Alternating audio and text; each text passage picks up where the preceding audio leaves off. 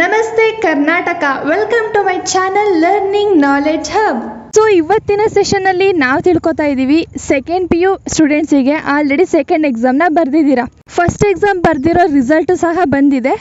For example ಇವಾಗ first ಎಕ್ಸಾಮಲ್ಲಿ ಒಂದು 3 ಸಬ್ಜೆಕ್ಟ್ಸಲ್ಲಿ ಜಾಸ್ತಿ ಬಂದಿದೆ, ಇನ್ನು ಮಿಕ್ಕಿದ್ರಲ್ಲೆಲ್ಲ ಕಡಿಮೆ ಬರುತ್ತೆ ಅಂತ ಅಂದ್ಕೊಂಡು ಮತ್ತೆ ಸೆಕೆಂಡ್ ಎಕ್ಸಾಮನ್ನು ಇರೋ ಆಲ್ ಸಬ್ಜೆಕ್ಟ್ಸ್ನು ನೀವು ಬರೆದಿರ್ತೀರ.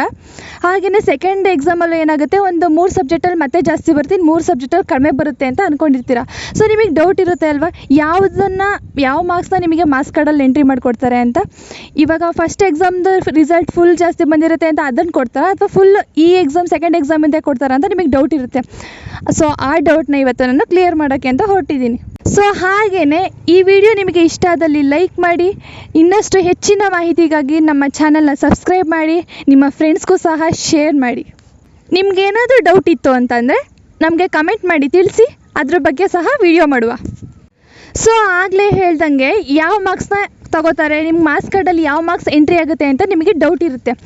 ಫಾರ್ ಎಕ್ಸಾಂಪಲ್ ಇವಾಗ ಫಸ್ಟ್ ಎಕ್ಸಾಮಲ್ಲಿ ಕನ್ನಡ ಜಾಸ್ತಿ ಬಂದಿದೆ, ಸೆಕೆಂಡ್ ಎಕ್ಸಾಮಲ್ಲಿ ಕನ್ನಡ ಕಡಿಮೆ ಬಂದಿದೆ, ಆಮೇಲೆ ಇಂಗ್ಲೀಷು ಜಾಸ್ತಿ ಬಂದಿದೆ ಸೆಕೆಂಡ್ ಎಕ್ಸಾಮಲ್ಲಿ, ಫಸ್ಟ್ ಎಕ್ಸಾಮಲ್ಲಿ ಇಂಗ್ಲೀಷ್ ಕಡಿಮೆ ಬಂದಿದೆ ಅಂತ ತಗೊಳ್ಳೋಣ. ಇವಾಗ ನಿಮಗೆ ಯಾವುದನ್ನ ಕೊಡ್ತಾರೆ ಅಂತ ಅಂದರೆ, ಫಸ್ಟ್ ಎಕ್ಸಾಮಲ್ಲಿ ಕನ್ನಡ ಜಾಸ್ತಿ ಬಂದಿದೆ ಅಂತಂದರೆ ಫಸ್ಟ್ ಎಕ್ಸಾಮ್ದನ್ನೇ ಕನ್ಸಿಡರ್ ಮಾಡ್ತಾರೆ, ಎರಡೂ ಎಕ್ಸಾಮ್ನ ಟ್ಯಾಲಿ ಮಾಡ್ತಾರೆ.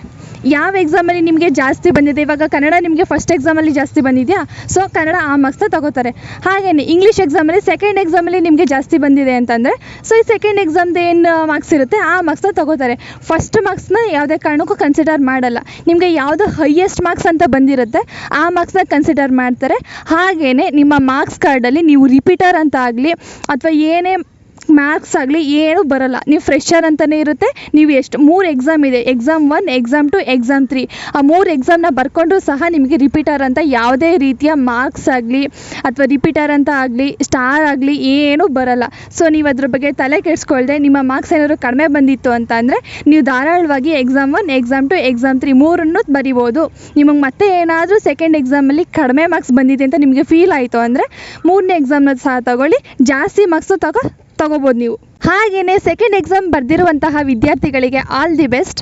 ಈ ವಿಡಿಯೋನ ಲೈಕ್ ಮಾಡಿ ಆ್ಯಂಡ್ ನಮ್ಮ ಚಾನಲ್ನ ಸಬ್ಸ್ಕ್ರೈಬ್ ಮಾಡಿ ಅಂತ ಮತ್ತೆ ನೆನಪಿಸ್ತಾ, ಥ್ಯಾಂಕ್ ಯು ಸೋ ಮಚ್.